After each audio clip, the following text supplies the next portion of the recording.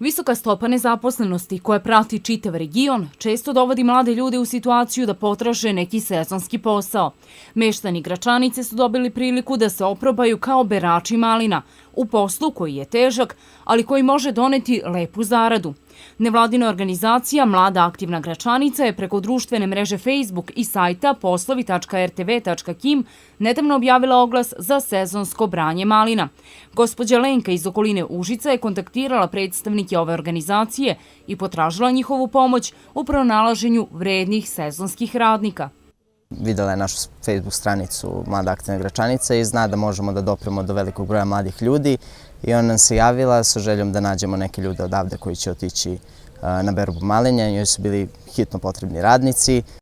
Njoj je bilo potrebno 5 radnika, a mesta su popunjena odmah po objavljivanju ovog oglasa.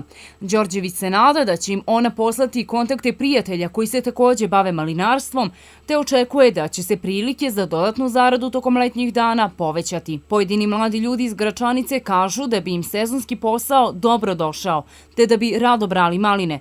Međutim, ima i onih koji ne žele to da rade. Da li biste radili neki sezonski posao? Ne. Zbog čega? Pa zato što sam završio fakultet, zašto bi radio neki sezonski posao. Pa da li imate posao? Trenutno stažiram u opštini. S obzirom da sam bez posla, naravno da bi radio, što da ne. Brao bi maline u sezoni? Da, naravno. Znaš da se tamo dobro zarađuje? Pa solidno. Ne bi mi bio problem, to bi mi bila neka aktivnost, mislim leto, 2-3 meseca. Oglas za berače malina objavljen je i na sajtu poslovi.rtv.kim. Sajt poslovi RTV Kim koji funkcioniše za sada ok, je veoma koristan za mlade ljude.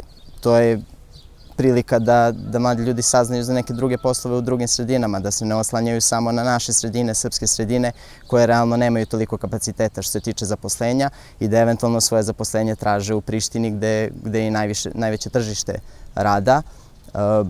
Mislim da je jako dobra inicijativa i zaista je bio potreban jedan sajt na srpskom jeziku koji će se baviti isključivo poslovima. Prema posljednjim podacima Agencije za statistiku, 1/3 građana Kosova je bez posla. Najveća stopa nezaposlenosti je, kako se navodi, među mladom grupom uzrasta od 15 do 24 godine i ona iznosi 50,5%.